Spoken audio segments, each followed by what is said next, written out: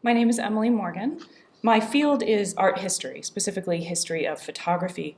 My current research focuses on the visual culture of the American meat industry. I examine photographs themselves from the archives of meatpacking companies, trade unions, and industry organizations. I also look at photographs as they circulate in printed matter like trade publications and advertising. In our present day, meatpacking companies shun visual representation of their operations and ban cameras from their facilities, fearful of negative publicity. My research shows that in the past, however, industry organizations tended to regard cameras as trusted and useful tools in publicizing their activities, their products, and their role in literally feeding the march of progress. For the sake of time, I've chosen just a few images, all made before 1930.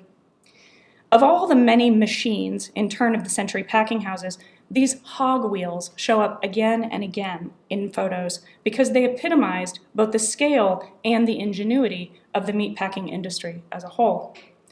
The wheels themselves addressed the problem of how to elevate agitated hogs into a head-down position appropriate for bleeding. As a hog walked into the wheel area, a worker attached a chain to one of its hind legs. Turning constantly, the wheel lifted the animal up to an elevated rail, which carried it to a worker who severed an artery in the neck. After bleeding, the carcass dropped into a scalding bath to loosen the bristles. The hand-colored image on the left circulated in a view book depicting some of the main sights and attractions in the city of Chicago. Packing house tours were very popular, and photos brought scenes of the packing houses to those who couldn't visit in person.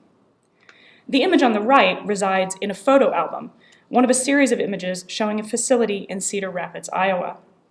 The photo on right shows both the wheel in the background and the scalding bath in the foreground. With its compressed depiction of the hog's path from live animal on the wheel to carcass in the bath, the photo gestures to the constant transit of animals from life to death in a space configured to render that process with maximum efficiency. I also consider in my research how and why photos circulated in publications.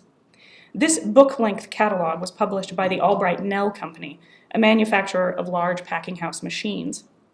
Before it gets around to listing the equipment for sale, however, the catalog opens with 40 pages of photographs, systematically showing the slaughter and dressing of hogs, cattle, and sheep.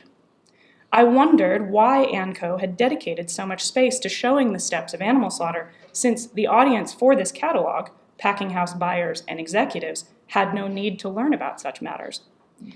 I believe that in dedicating space to this instructional series, ANCO demonstrated its own understanding. In particular, it showed how industrial-scale slaughter involves a triangular relationship, a human-machine-animal interaction. ANCO used this photo sequence to show that it could design machines to fit that complex space, demonstrating to its audience of industry insiders how its machines helped to feed the world by the most modern means. In considering these, and many other similar sources, my current project aims to demonstrate that the medium of photography not only passively depicted, but actively assisted, enabled, and normalized the rise of industrial-scale meat production. Thank you.